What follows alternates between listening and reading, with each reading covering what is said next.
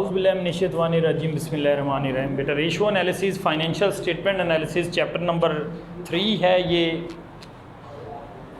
Financial statement analysis या ratio analysis है।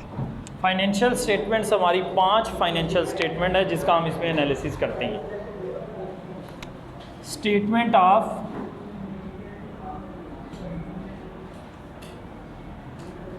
Comprehensive income,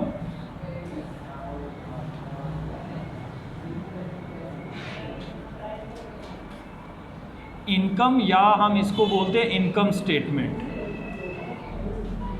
statement of financial position, या इसको हम कहते हैं फाइनेंशियल पोजीशन का दूसरा नाम क्या है, balance sheet. Statement of financial position, statement of cash flow,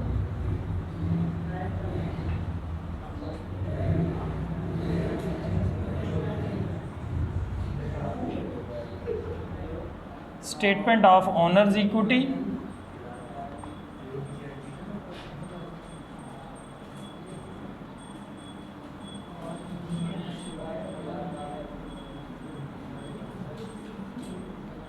और स्टेटमेंट ऑफ रिटेन अर्निंग।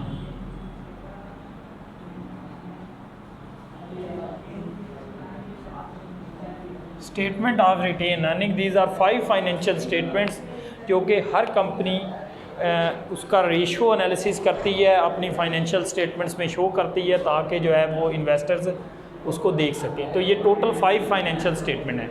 हमने इसमें रेशो एनालिसिस करना है नॉर्मल तौर पर इस चैप्टर में कैश फ्लो स्टेटमेंट के अलावा बाकी ये चारों स्टेटमेंट्स उसमें होंगे। स्टेटमेंट ऑफ कैश फ्लो का हमारा एक अलग चैप्टर है। इन फाइनेंशियल स्टेटमेंट में हम 3 तरह का एनालिसिस करते हैं। एक टाइम सीरीज एनालिसिस,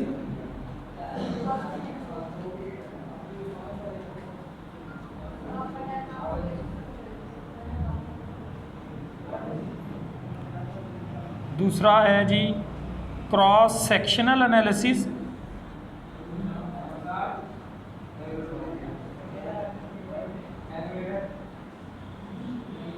और थर्ड है जी कंबाइन एनालिसिस।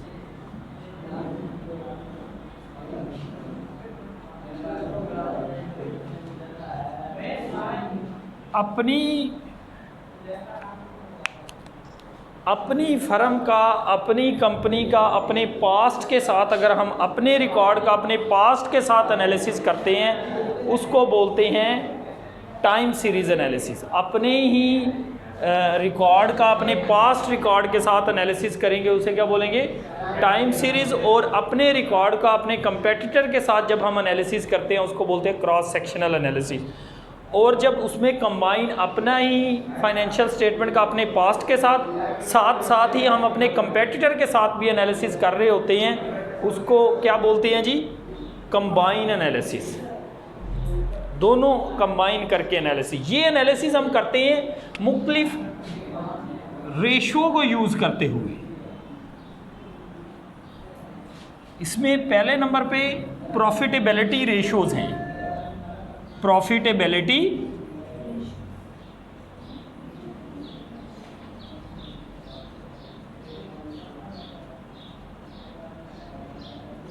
ये टोटल आपकी स्टेटमेंट ऑफ कॉम्प्रिहेंसिव इनकम का एनालिसिस करती है। टोटल इसमें सारे का सारा डाटा जो है तकरीबन हम इसमें एनालिसिस करते हैं रिटर्न के साथ, अपनी सेल के साथ कंपैरिजन करते हैं।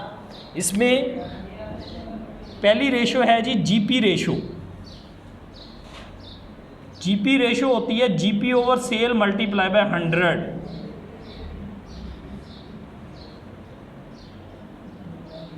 जिसको आप 100 के साथ मल्टीप्लाई करेंगे उसका जवाब परसेंटेज में आएगा।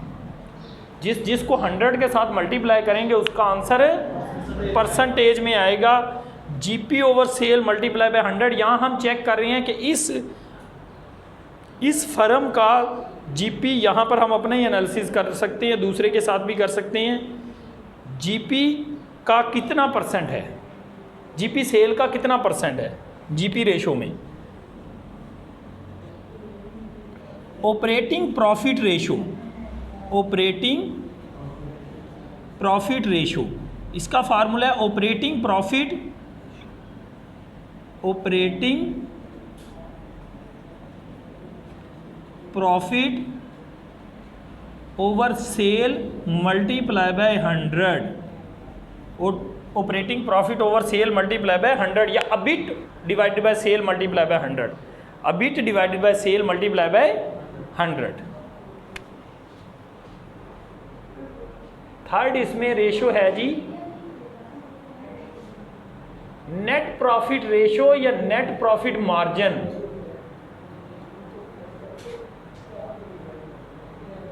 इसका फार्मूला है earning available for common stock divided by sale multiply by 100। Earning available for common stock, net income भी कह सकते हैं, earning available for common stock भी कह सकते हैं, earning available for common stock divide by sale multiply by 100। ये इसका फार्मूला है नेट प्रॉफिट मार्जिन का।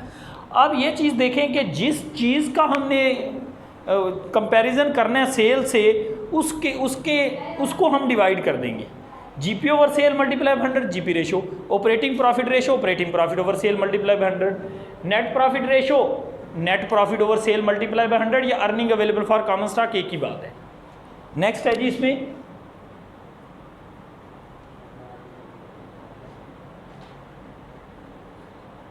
रिटर्न ऑन इक्विटी, या शॉर्ट फॉर्म में इसको बोलते हैं ROE, ROE। इसका फार्मूला होता है earning available for common stock divided by common stock holder equity, common stock holder equity. ये बात समझ आ गई, common stock holder equity. Return जब भी बात आएगी, रिटर्न से मुराद नेट इनकम है, नेट इनकम से मुराद earning available for common stock है, जिसमें से टैक्स भी माइनस हुआ है, प्रेफर स्टॉक डिविडेंड भी माइनस हुआ है। Earning available for common stock का मतलब है वो नेट इनकम जिसमें से टैक्स भी माइनस हुआ है, प्रेफर स्टॉक का डिविडेंड भी माइनस हुआ है। जब रिटर्न की बात आएगी उसका मतलब earning available for common stock है।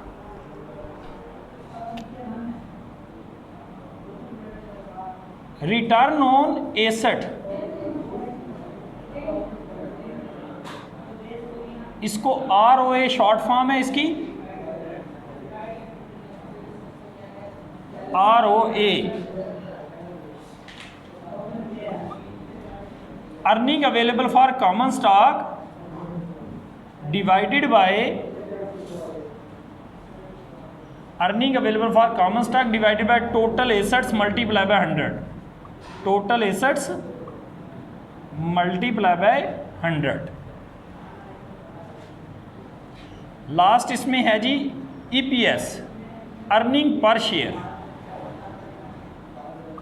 EPS is equal to earning available for common stock divided by number of outstanding shares, number of outstanding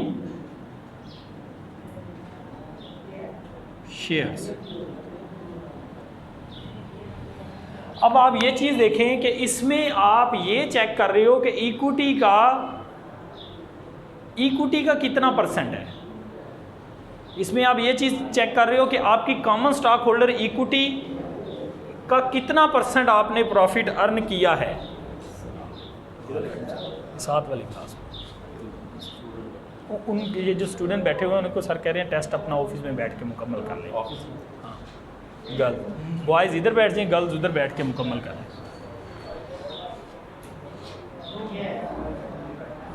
girls office में बैठ के टेस्ट अपना मुकम्मल कर लें, बॉयज़ इधर बैठ जाएं।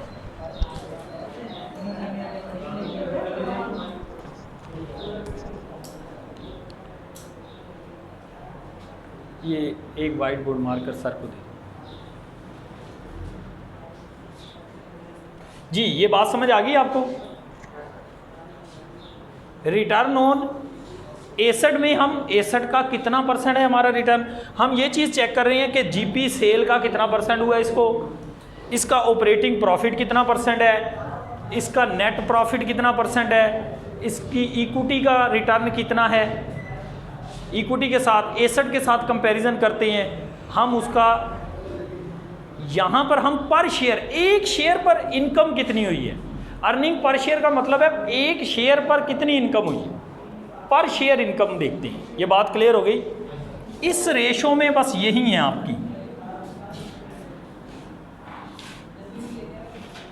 इस रेशो में, ठीक है जी। इसके बाद नेक्स्ट है liquidity, liquidity ratios.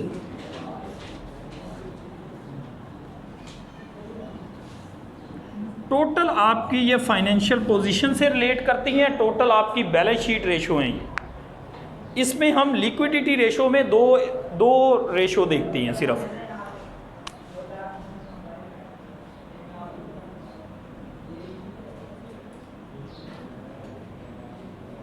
Current ratio,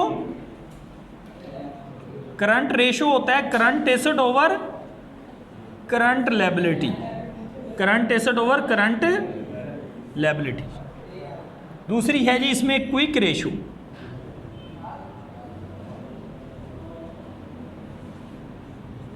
quick ratio. Quick ratio से मुराद करंट एसेट में से ना हम इन्वेंट्री माइनस कर देंगे, करंट एसेट में से इन्वेंट्री माइनस कर देंगे, प्रीपेड एक्सपेंसेस माइनस कर देंगे। Current asset minus inventories minus prepaid expenses.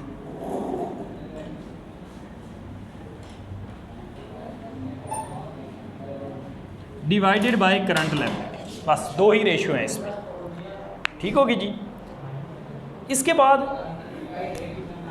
Next ratios हैं जो कि रिलेट करती हैं आपकी इनकम स्टेटमेंट और बैलेंस शीट दोनों से, इनकम स्टेटमेंट और बैलेंस शीट दोनों से।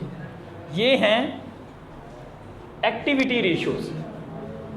ये यहाँ तक ये आ रहा है, इसमें यही आ रहा है बस, तो क्या आ रहा है यहाँ तक है।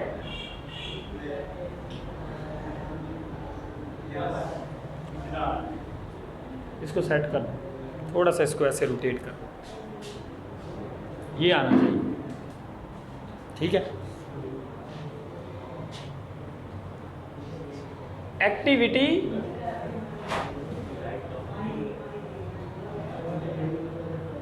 अच्छा, एक्टिविटी रेशो में सबसे पहले इन्वेंट्री टर्नओवर, इन्वेंट्री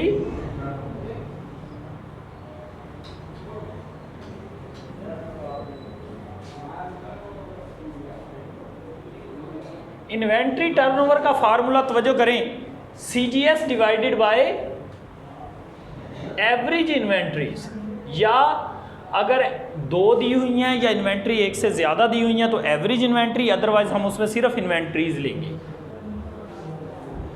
इन्वेंट्रीज या average inventory. CGS divide by average inventory, इसका आंसर हमेशा टाइम्स में आएगा। कितना टाइम है cost of good sold inventory का, कितना टाइम हम सेल कर लेते, टाइम्स में आंसर आएगा।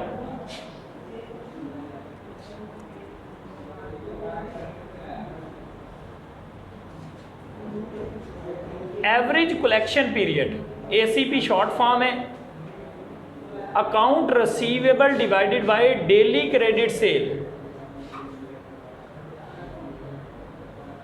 Divided by daily credit sale. इसका आंसर आएगा डेज में। इसका मतलब अकाउंट रिसीवेबल गिवन होंगे या डेल सेल दी हुई होगी तो उसको 365 से तकसीम करना है। अगर वो कहता है 360 से करो तो 360 से तकसीम करना है। ये आपकी डेली क्रेडिट सेल आ जाएगी। ये बात समझ आ गई। Account receivable divide by daily credit sale, इसका जो आंसर आएगा वो आंसर आपको बताएगा अकाउंट रिसीवेबल से पैसा आपके पास कितने दिनों के बाद आता है। अकाउंट रिसीवेबल से पैसा आपके पास कितने दिनों के बाद आता है। ये बात क्लियर होगी।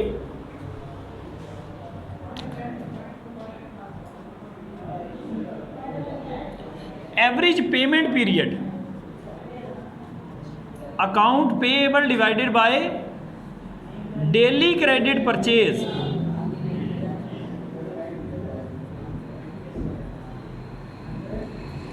Account payable divide by daily credit purchase, इसका आंसर भी आएगा डेज में।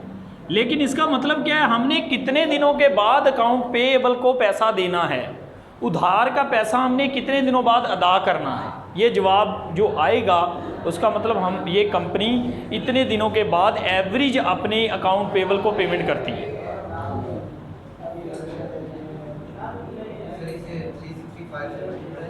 इसको डेली क्रेडिट से परचेज है ना, परचेज को 365 से तकसीम करेंगे, फिर डेली क्रेडिट परचेज है।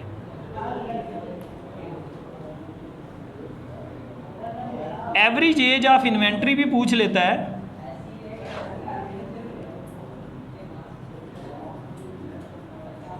एवरेज एज ऑफ इन्वेंट्री का फार्मूला होता है 365 डिवाइडेड बाय इन्वेंट्री टर्नओवर।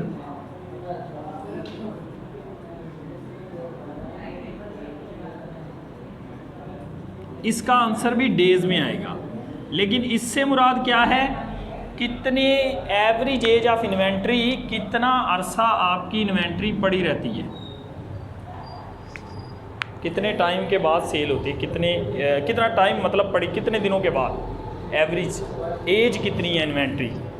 ठीक है जी, ये इसके फार्मूले या बाकी कोई फार्मूला आया तो हम उसको क्वेश्चन के साथ ही डिस्कस कर लेंगे।